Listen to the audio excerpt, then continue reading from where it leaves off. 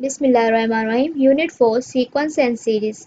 Chapter को start करने से पहले हम वेटेज को देख लेते हैं। That is 6% according to the exam point of view. इस चैप्टर से जो वेटेज होगा एग्जाम का वो 6% होगा। सो सीक्वेंस को हम किस तरह से डिफाइन कर सकते हैं? An order set of numbers formed according to the definite rule. ठीक है, ऑर्डर सेट ऑफ नंबर्स जो कि फॉर्म हो किस पैटर्न से? डेफिनेट रूल, यानी डेफिनेट रूल या डेफिनेट पैटर्न से फॉलो हो तो उसको हम क्या कहते हैं? सीक्वेंस या फिर progression. And the individual member are called terms और एलिमेंट्स। ठीक है, उस सीक्वेंस का जो इंडिविजुअल मेंबर होगा उसको हम ट्रम कहेंगे या फिर एलिमेंट कहेंगे। किसका? उस सीक्वेंस का। डिफाइन a sequence या progression and its terms. We may also define a sequence of numbers as follow: a function n to r r और c। ठीक है, r और c it means is called a sequence। ठीक है, इसको भी इस तरह से हम सीक्वेंस को डिफाइन कर सकते हैं in the form of function. और यहाँ पे कह रहा है जो n और c है वो बेसिकली क्या है? Set of natural number, real number and complex number respectively. For any n belongs to n, a of n belongs to r यानी रियल नंबर और a complex number is called the nth term और general term of the sequence. ठीक है, कह रहा है कि n belong करेगा n, ठीक है, मीन्स नेचुरल नंबर से, और जो a ऑफ n होगा वो बिलोंग करेगा किससे? रियल या फिर कॉम्प्लेक्स नंबर से। We usually write a of n as an and the sequence is an। ठीक है, an where n belongs to n, a common representation of finite sequence one that has the finite number of terms n is। ठीक है, यहाँ an जो है basically हमें क्या show करवाती है?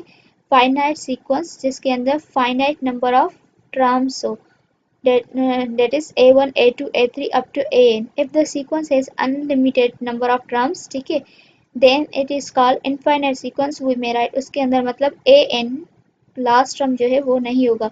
ठीक है, a1 a2 a3 up to so on that shows unlimited number of terms, then it is called infinite sequence। और यहाँ पे an जो है प्रेजेंट है, it means के ये फाइनाइट सीक्वेंस है। a of k where k is equal to 1 2 3 up to so on, the nth term of the sequence is also represented by tn और tn। ठीक है, एन टर्म को हम A N से भी शो करवाते हैं और सिमिलरली हम टी एन कैपिटल या फिर टी एन जो स्मॉल में लिखा हुआ है, ठीक है, दोनों तरीके से हम रिप्रेजेंट कर सकते हैं। The terms T one T two T three और T one T two T three capital और इन स्मॉल, ठीक है, will denote first second third term of the sequence respectively. In T N और T N N indicate the position और rank of the term in the sequence. ठीक है, N जो है वो किसको इंडिकेट करवाती है? पोजीशन या फिर rank of the term in the sequence. ठीक है, लेट सपोज अगर यहाँ पे T2 है, इट मीन्स ये वाला जो टर्म है सीक्वेंस के अंदर सेकंड नंबर पे होगा। ठीक है, T3 शो करवाता है, T3 शो करवाता है कि ये सीक्वेंस के अंदर थर्ड टर्म होगा। some examples of sequence along with their general terms are। ठीक है, अब जैसे हमने सीक्वेंस को डिफाइन किया और उसके जो लास्ट टर्म, ठीक है, टी एन और ए एन को जो हमने डिस्कस किया उसको हम with the help of example understand करते हैं। सो जो फर्स्ट सीक्वेंस लिखी गई है डेट इज 1 2 3 4। ठीक है, अब हमने डिस्कस किया था कि सीक्वेंस के अंदर क्या होता है? डेफिनेट रूल फॉलो होता है। ठीक है, तो डेफिनेट रूल कौन सा है? यहाँ पे देखो 1 2 3 4। ठीक है, ये एक सीक्वेंस है और यहाँ पे अगर 1 के अंदर हम 1 ऐड करवाते हैं तो 2 आता है, 2 के अंदर 1 ऐड करवाते हैं तो 3, 3 के अंदर 1 ऐड होता है तो 4। इट मीन्स ये सीक्वेंस जो है वो फॉर्म्ड हो रही है डेफिनेट रूल मीन्स +1 ऐड हो रहा है। ठीक है, नेचुरल नंबर से स्टार्ट हुई है 1 से और इसके अंदर 1 1 8 हो रहा है, हर एक टर्म में +1 हो रहा है तो हमारी एक सीक्वेंस बन रही है। तो यहाँ पे बोल रहा है कि ए एन जो है वो इक्वल है एन के। ठीक है, अब एन जो है वो बिलोंग करेगी किससे? नेचुरल नंबर से।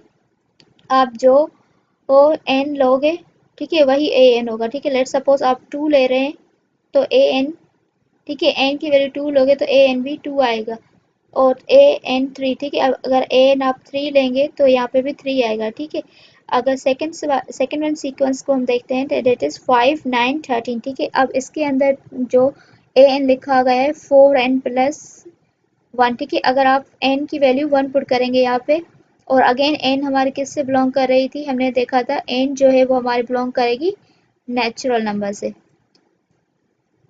एन हमारे नेचुरल नंबर से बिलोंग करेगी और ए ऑफ एन में भी बिलोंग्स टू रियल और कॉम्प्लेक्स नंबर। ठीक है, तो यहाँ पे एन आप 1 ले रहे हैं। ठीक है, तो 4 1 ज़ा 1 और 1 + 1 5।